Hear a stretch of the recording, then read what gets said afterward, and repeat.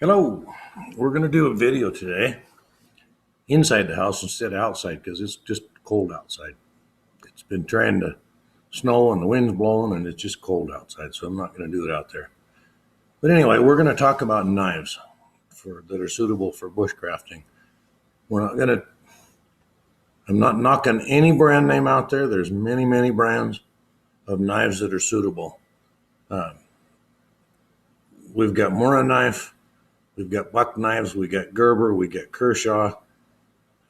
We got Becker, we got Essie, we've got Ontario Knives that makes the Rat series. We've got Condor. They're just a myriad of different knife brands out there. None are any different than the other as far as practical use is concerned. You got many different shapes of blades. You got short, wide ones. You got narrow, long ones. But right now we're going to talk about how different knives are ground and what they do. This is a Mora knife. It's got what's called a Scandi grind. There, I think you can see pretty much what the Scandi grind is. It's this part up here is all flat, parallel to each other. Down here, the knife is ground from here down to the edge, right here. It's a constant taper.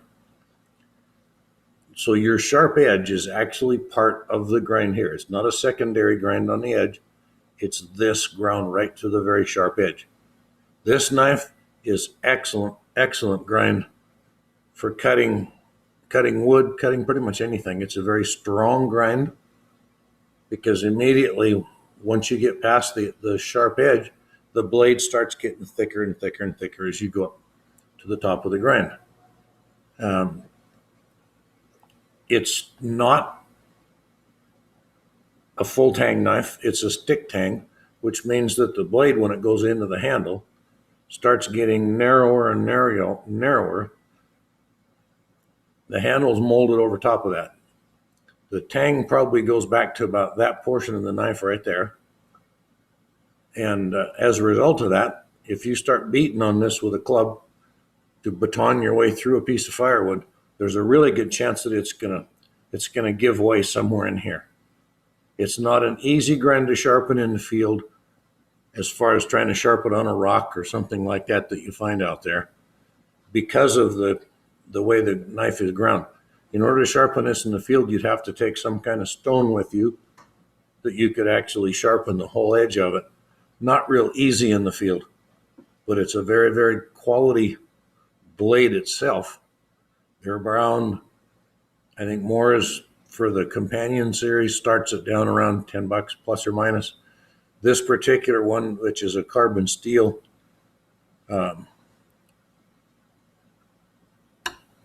Mora, trying to remember what the name, the Mora Robust, that's what this one is. It sells for up around 20 plus or minus. This is one of the old Buck knives, and it is very exaggerated hollow grind through this part of the knife is ground this way on both sides, what they call hollow grind. It is very weak. Once you get back from the edge, it chips. If you're trying to baton this and you run into a knot, almost guaranteed you're going to get a chip, or it's going to bend the edge and it'll chip when you try to straighten it back out again. As far as cutting meat, this is a very good knife for that. Cuts cordage real well. It will cut fabric very nicely. Some softer greenwoods, if you're just sharpening this point on a stick, works fine for that. But it's not a knife you can abuse, and that's what happens with a lot of bushcrafting knives, is they get abused from different usages. This knife is a copy of an old Kephart original that I made myself. If you can see the shape of the blade on this or not. But it's what they call a convex. This one's actually a double convex. The convex comes rounded like this into the point. This one, from about that point down, it's ground with a long radius. From here up, it's ground with a radius that also comes in this way. So this whole blade is shaped like this on both sides. Extremely strong knife. This is a full tang. You can see the blade continues all the way through. It's pinned on here with 3 brass pins and epoxied.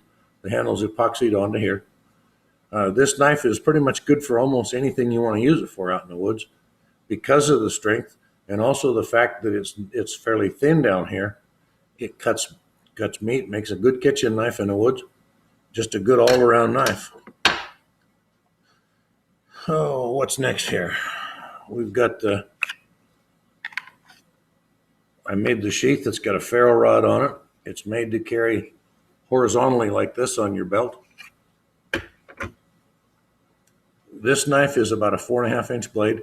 It's a flat ground, which means all the way from the spine down to the cutting edge is one long taper. Like the Mora with the Scandi grind, that's a straight taper.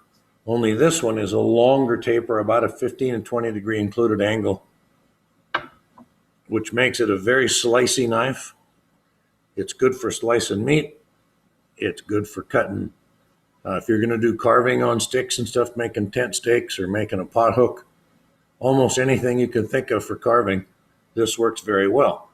Because the blade is so much narrower on the Mora knife, you can get into a lot tighter spaces. If you're going to carve a kuksa, which is a wooden bushcraft version of a coffee cup made out of wood, this Mora is going to be easier to carve it because it'll get in tighter places with a smaller point. I got a bit of a tickle in my throat this morning, so I'm kind of dry. This knife is not big enough to baton very big wood, but you're not going to hurt it. You can beat on this all you want, and you're not going to break it because it is a full tang blade. This blade, the tang back in here, this is the narrowest point, which is still that wide. So you're not going to break that knife by batoning it. Next up the line, in the Becker line, is the BK10. This is ground from that point. You can see a ridge on there, but I don't know if you can see the grind. I think you maybe can a little bit there. But basically it's tapered from here down, just like the BK16 is. And because this is a full 3/16 thick, this is a little bit steeper taper, which makes it stronger. You can abuse the dickens out of this knife and you're not going to hurt it. It's a full tang. There you go. A full tang blade. This one's got aftermarket handles on it. It had a big thumb rest on here. Any of you that are familiar with Beckers know that. And it had a real short clip point. I made it into a rounded drop point because when you're batoning, this kind of a shape is a little bit wider through here. And it's a little easier on your baton. It's not going to break your baton down. The thumb rest on there, when I go to do a power stroke on something, my hand is up like this. And that thumb rest up there just digs into the back of my thumb and is very uncomfortable. I removed them. Now, in my way of thinking, this is about the most useful all-around knife for out in the bush, out in the woods that I've ever come across.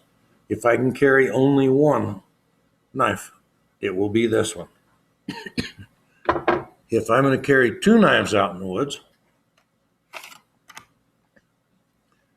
it'll be my BK16 and it will be my BK9. This one goes on my belt. This one goes in my backpack. This one also had the thumb rest and it had a longer clip point. And for the same reasons, I removed both of them. It's just a little easier on my hand.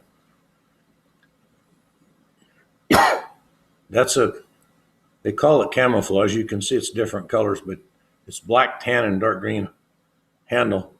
I made this handle myself, as I did the one on my BK9 or BK16. This one has got a little bit more meat down in here than the factory grips. It's got a lot more meat in this area than the factory does, and it's got more of a palm swell in here. So this knife's not coming out of your hand when you're using it, no matter what you do. Same thing here. It's got the wood comes further down, the handle comes further down here, instead of stopping and leaving some exposed metal under here like the factory grips do. Gives you a little bit more of a handful. This is an excellent chopper, excellent chopper. People say that you can't use a big knife like this for doing fine carving. Well, I carved some feather sticks and I carved a tent stake, both out of round toothpicks. So you can get an idea. You can do some pretty fine cutting with this. On all three of my bushcraft knives, if I'm going to do any real finesse work with them, I like to lay my thumb right there on top of the scale, at the end of the scale, because it gives me a little better control. There's no need to choke up on a knife like this and take a chance of cutting your finger when you can do this and carve. Does exactly the same thing. It gets the sharp edge up close to your hand, but in a safe manner. But what else are we going to talk about with knives? I think I've covered them pretty well. The next video starts with the folding knives and gets into saws and axes. So for now, we'll cut this off here and call it good. Next week's video, as I said as I will cover in the part 2, is going to be all about fires, making fire, preparing, processing wood for a fire, talking about different kinds of tinder, kindling, and so forth. So for now, hold your breath until the next one comes up here in just a minute.